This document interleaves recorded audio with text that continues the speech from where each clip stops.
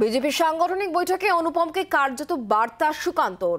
দলের প্রথম এবং শেষ কথা শৃঙ্খলা, সেটা না মানলে কি হয় গতকাল রাতে তা দেখেছেন। তাই দলের শৃঙ্খলা মেনে চলতেই হবে, এমনই বার্তা সুকান্তর। ইতিমধ্যেই অনুপমকে দলের পদ থেকে সরিয়ে দিয়েছে বিজেপি।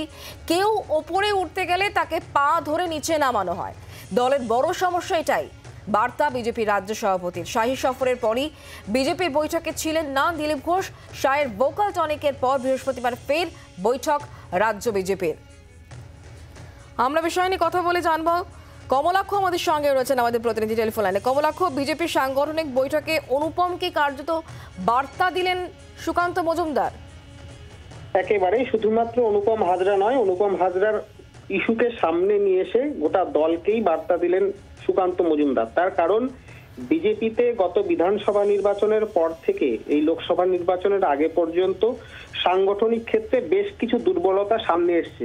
একদিকে গোষ্ঠীকোন্দল এবং বিভিন্ন ক্ষেত্রে দলের ভেতরের কথা প্রকাশ্যে চলে আসছে। একদিকে সংবাদ মাধ্যম বা সামাজিক মাধ্যম সমস্ত কিছুতেই দলের বেশ কিছু নেতা এবং কর্মীরা তারা সরব হচ্ছেন। এমনকি দেখা গিয়েছে যে বিজেপির রাজ্য দপ্তরে, সদর দপ্তরেও কিন্তু বেশ কিছু নেতা তারা দলের বিরুদ্ধে মুখ খুলেছেন এবং কোথাও কোথাও বিক্ষোভ এবং বিশৃঙ্খলা বাঁধানোরও চেষ্টা হয়েছে।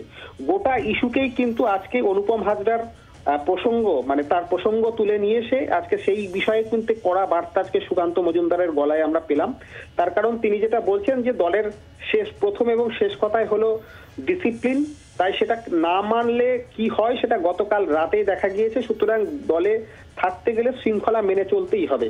সুতরাং নাম না করেও এই প্রসঙ্গ বললেও আজকে সাংবাদিক বৈঠকে যখন সরাসরি সুকান্ত মজুমদার উপস্থিত ছিলেন, তাকে অনুপম হাজরার প্রসঙ্গ তুললে সেই বিষয়ে জিজ্ঞাসা করা হলে তিনি কিন্তু এই কথা বলেছেন যে কেন্দ্রীয় নেতৃত্ব এই বিষয়ে উত্তর দেবেন, তবে কার সাথে কি কথা হয়েছে, কারো ফোনে কথা হচ্ছে কিনা, কারণ তিনিও অনুপম হাজরাকে এই ঘটনার পর কোনো ফোন করেননি।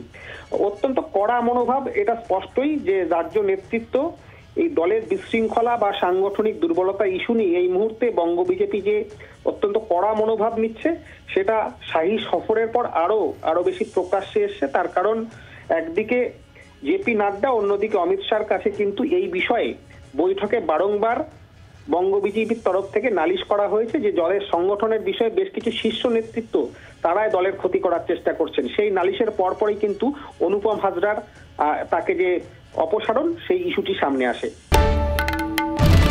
বাংলার আওয়াজ, বাঙালির আবেগ, জি 24 ঘন্টা।